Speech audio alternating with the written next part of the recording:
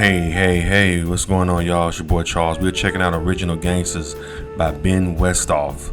I like this book, man. It's really good. Y'all check it out on Audible if you want to check out it on your own without me talking and shit. It's called Original Gangstas on Audible. We're about to get into chapter 5.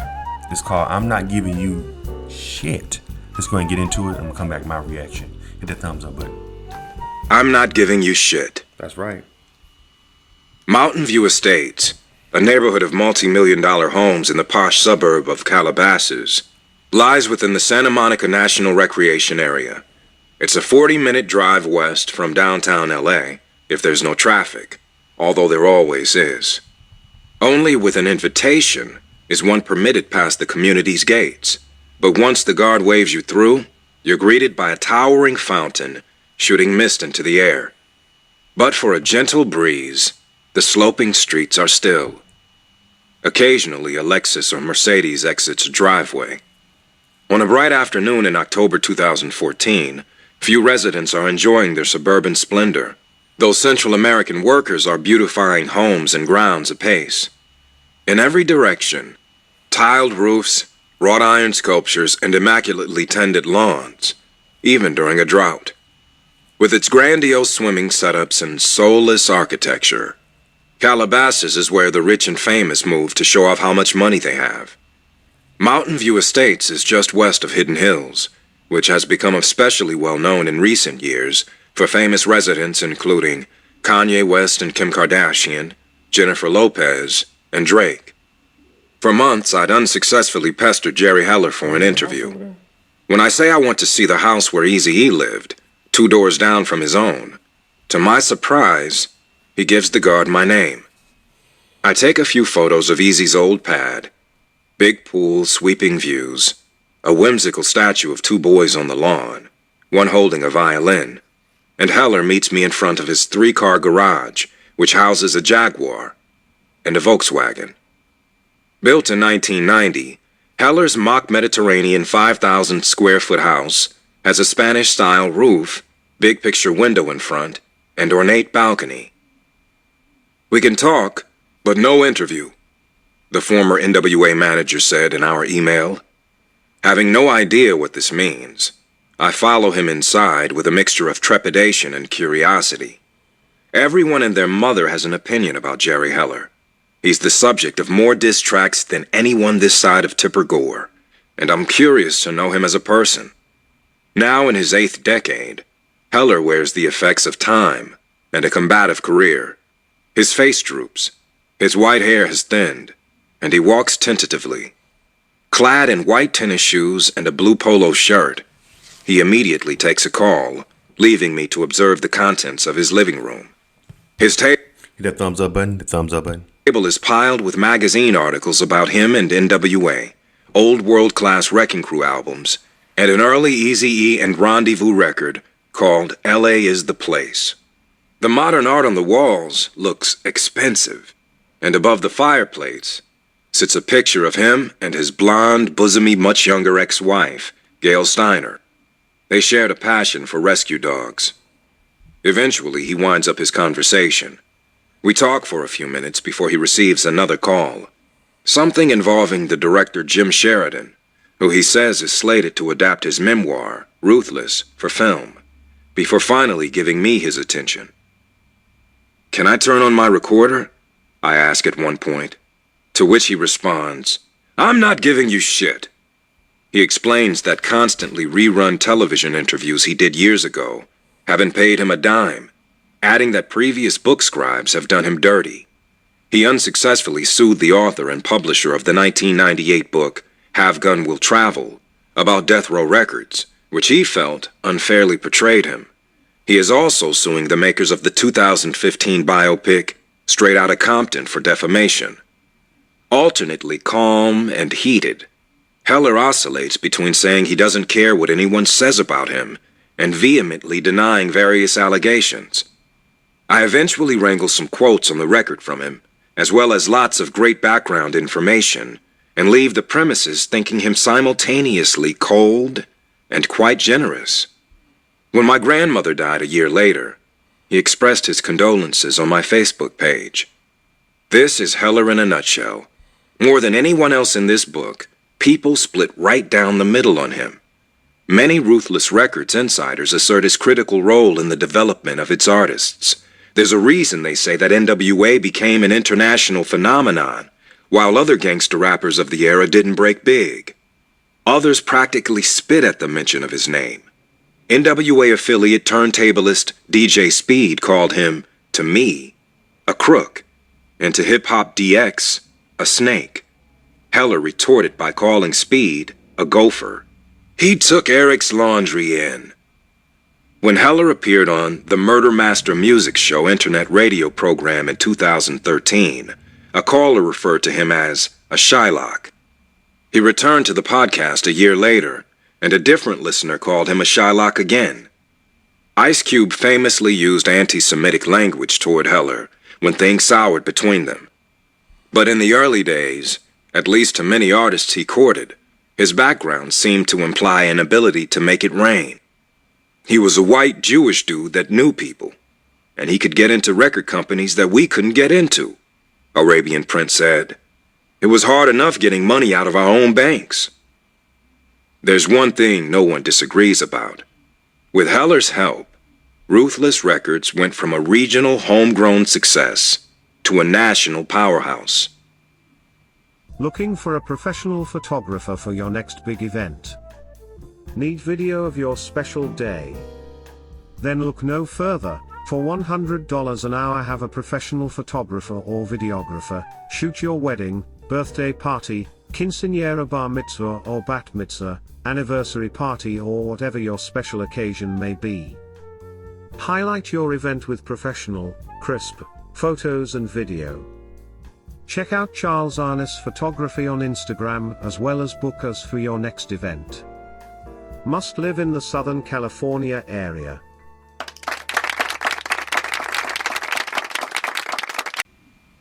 Heller's father owned a scrap metal business.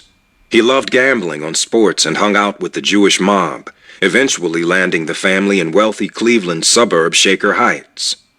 As one of the town's few Jews, Heller felt like an outsider, he wrote in Ruthless. After receiving a business degree from USC, he reached great heights in the music industry in the 60s and 70s, acting as agent for artists like Marvin Gaye and Creedence Clearwater Revival, bringing Elton John and Pink Floyd across the pond for their first American tours, and serving as mentor to famed music manager Irving Azoff. Heller also promoted electronic music pioneers Kraftwerk's first U.S. tour in 1975. Along the way, he partied like the rock stars he accompanied. But Heller fell off his game in the New Wave, who were on the Dream Team's label. After being rear-ended on the freeway and receiving a settlement, Heller moved out of his mother's house, bought a condo in the Simi Valley, and plunged into L.A. urban music in earnest. He hawked records at the Rhodium and agreed to manage acts like the World Class Wrecking Crew and CIA. In the mid-'80s, Heller often used to sit in McCullough's lobby and try to pick up artists who offer his services as manager, Don McMillan said. Heller hooked up with rappers and DJs whose talents, he believed, weren't being properly utilized.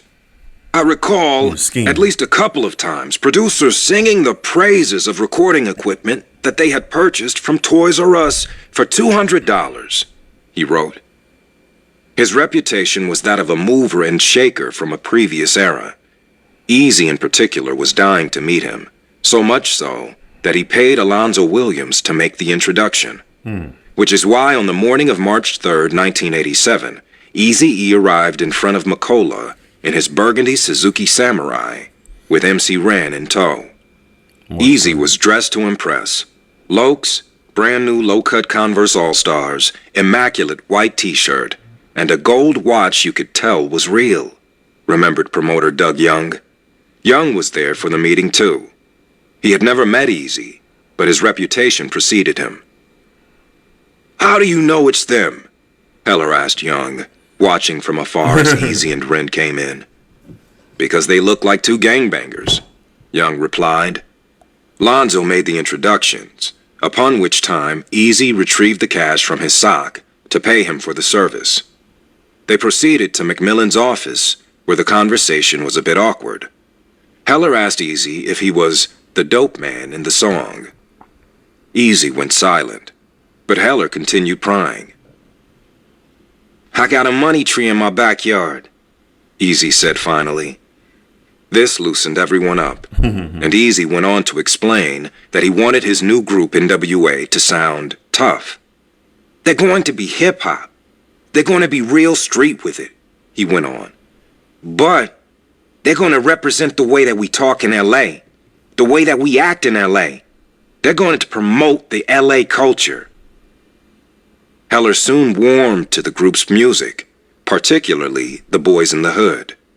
He and Eazy decided to go into business together, and they soon met at Cahuenga Boulevard restaurant, Martoni's. Also there were Heller's partner, Maury Alexander, and the other Macola artists they were working with, including Rodney O and Joe Cooley, Rudy Pardee, Russ Parr, The Unknown DJ, Alonzo Williams, Arabian Prince, and Egyptian Lover. There was friction about Heller's increasingly close ties to Eazy, whose core style was disliked by some of his other clients. According to Heller's account of the evening, he announced he'd thrown his lot in with Eazy's upstart label, and that anyone who didn't join him there would need new representation. Alonzo Williams, however, said just the opposite, that artists, including Pardee and Unknown DJ, gave Heller the ultimatum. "It's either us or Eazy." Whatever the case, Heller and many of his artists parted ways. Heller's decision to team up with Eazy was hastily made. Heller said Eazy offered him 50% of Ruthless, but he insisted on taking only a 20% fee. "Every dollar comes into Ruthless. I take 20 cents, he said he told Eazy. "You own the company. I work for you." Heller would also manage a number of Ruthless acts, including NWA. But Eazy was the principal decision-maker. Arabian Prince decided to join the Ruthless crew, but he soon grew skeptical about Heller's proposed arrangement. For one thing, you didn't want your manager and your label's manager to be the same person. When it's time to negotiate, after all, you need someone looking out for your interests and your interests only. Such an arrangement is not particularly unusual in hip-hop, but it is also not ethical, said David Kronemeyer, an industry analyst and former senior vice president at Atlantic Records. The artist might want tour support from the label or a video, or to focus on certain markets where the act is strong. The record company might have a different position on all of these issues. Heller responded that he didn't manage all of Ruthless's acts, but when he did, he was always on the side of the artist, so any conflict would have been on his side. He added that in these cases, he only took a single commission and never double-dipped. Heller and Eazy's relationship would represent the backbone of Ruthless Records. It was a complicated one. Yeah, right. Hit that thumbs up button, guys. Some still don't understand it today, and many try to get between them.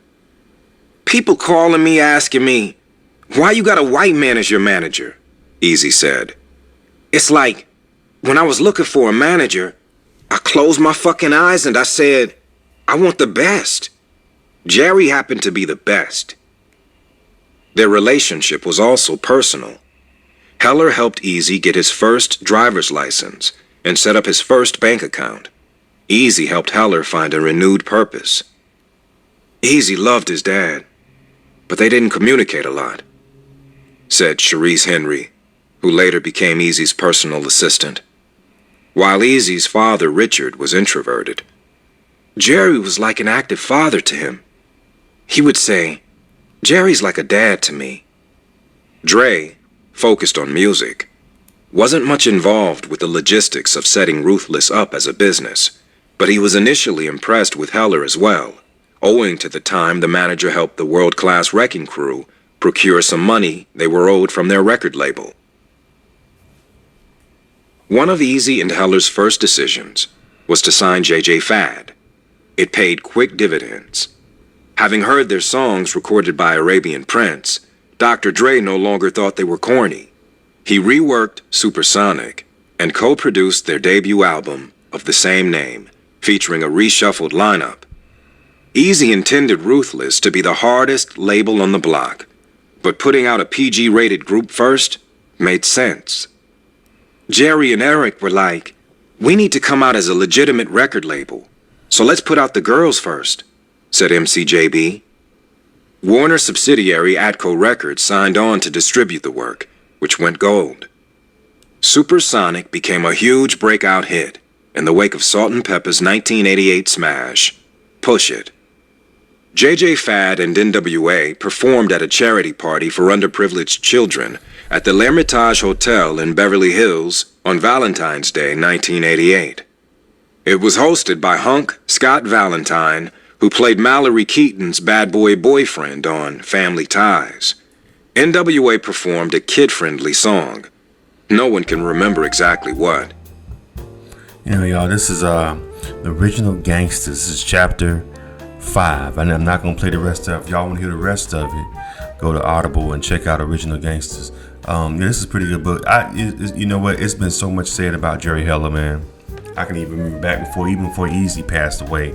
I think he even said some stuff about Jerry Heller, because he found out that he was taking money from him back then. You know, it was said that that's what Eazy was hurt, that he found out that Jerry was taking money from him. I don't know whether he ended up suing him, or I think it had been some speculation that he was going to sue Jerry Heller, or he was in the middle of suing Jerry Heller before he passed away. And then that's why it was a little rumor going around that Jerry Heller had gave Eazy, you know, the hive, because he was mad because Eazy fired him. I don't know how true that is, but I don't know. What y'all think, man? Leave your comments and subscribe to Charles Arnaz World. Appreciate it. For more of these fascinating stories and true crimes, subscribe to Charles Arnaz World. Thanks for watching.